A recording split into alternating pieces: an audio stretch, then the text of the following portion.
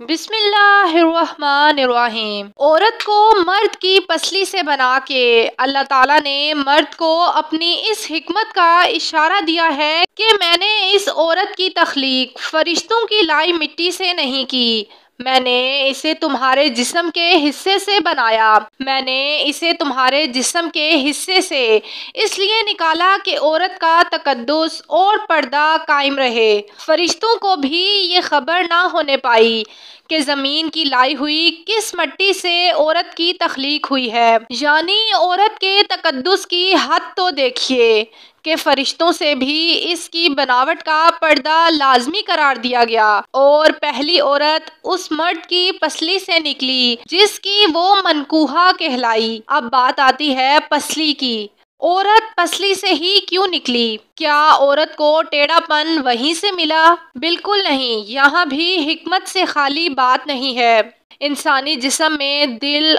और बहुत से नाजुक हिस्से पसली के पीछे छुपे हुए हैं, यानी पसली एक ढाल है इन नाजुक हिस्सों के लिए।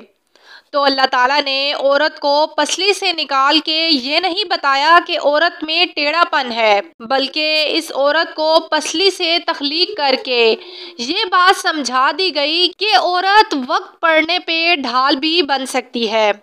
हजूर पाक सल्लल्लाहु अलैहि वसल्लम सहाबा की महफिल में जलवा फरमा थे कि एक शख्स हाजिर हुआ और अर्ज करने लगा कि या रसूलल्लाह सल्लल्लाहु अलैहि वसल्लम, कोई ऐसा मोमिन भी है जो जहन्नुम में रहेगा?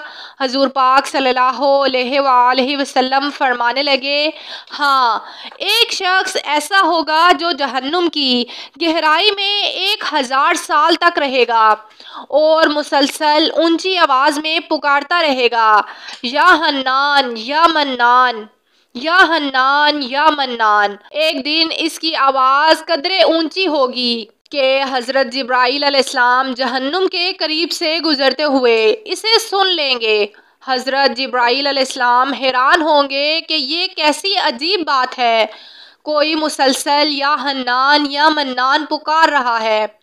हज़रत जिब्राईल अलैहिस्सलाम अर्श के सामने हाजिर होंगे और सर सजदे में रख कर खुदा की तस्बीह बयान करेंगे। अल्लाह तबारक व तआला फरमाएगा, ए जिब्राईल अलैहिस्सलाम सर उठाओ।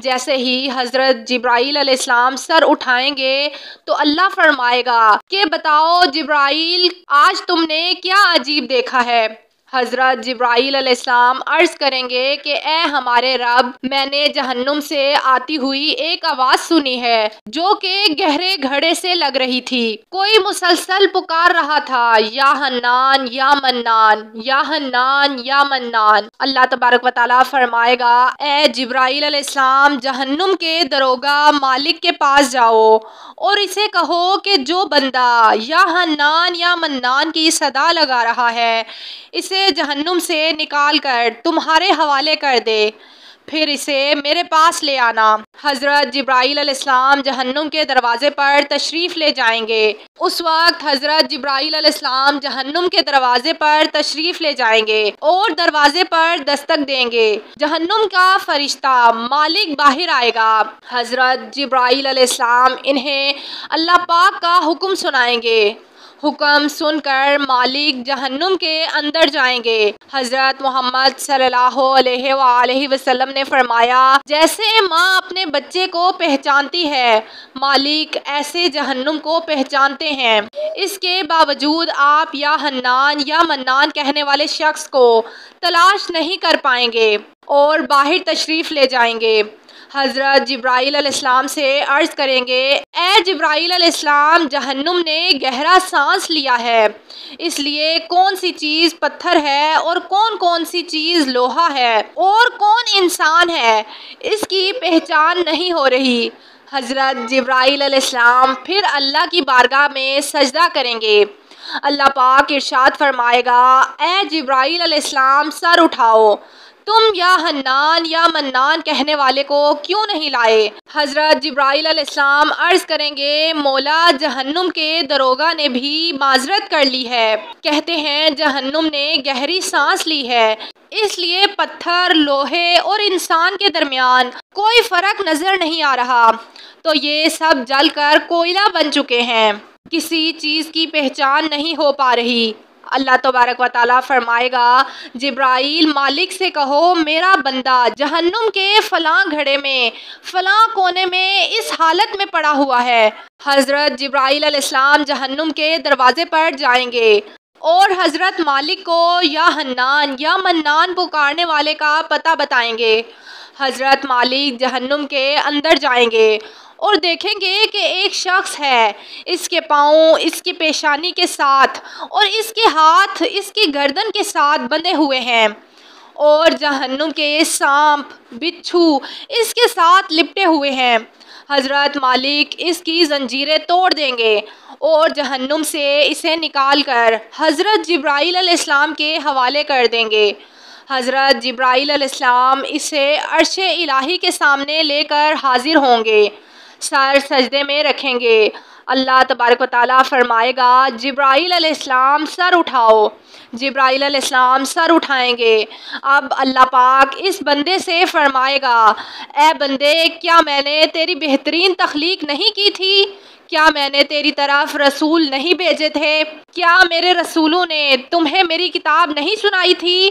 क्या मेरे रसूलों ने तुम्हें नेकी का हुक्म नहीं दिया था? क्या तुझे बुराई से मना नहीं किया गया था? वो बंदा सारी बातों को मानेगा और इस बात का इकरार करेगा कि या अल्लाह, तूने मेरी बहुत बेहतरीन तख्लीक की। तेरे रसूल भी तशरीफ़ लाए और उन्होंने तेरे अहकाम भी सुनाए। अल्लाह पाक फरमाएगा, फ़लाँ फ़लाँ गुनाह क्यों किया? वो अर्ज़ करेगा, या अल्लाह, मैंने अपनी जान पर ख़ुद जुल्म किया, जिसकी सज़ा में मुझे जहन्नुम में डाल दिया गया। ए अल्लाह, इसके बावजूद मेरी उम्मीद नहीं टूटी। मुझे तेरी रहमत से उम्मीद थी। मैं या हन्नान या मन्नान पुकारता रहा। मौला, तूने मुझे अपने फ़ज़ल से जहन्नुम से निकाला है। या अल्लाह, मुझ पर रहम फरमा। अल्लाह पाक फरमाएगा, ए फरिश्तों, गवाह हो जाओ, मैंने इस पर रहम किया और इसे माफ़ कर दिया। अल्लाह पाक हम सबको नेक अमल करने की तौफीक अता फरमाए। आमीन। नाजरीन, कमेंट बॉक्स में प्यारे आका मोहम्मद मुस्तफ़ा सल्लल्लाहु अलैहि वसल्लम के 99 नामों में से कोई एक नाम ज़रूर टाइप करें और इसी तरह की मालूमाती वीडियोस देखने के लिए हमारे चैनल को सब्सक्राइब करें। शुक्रिया।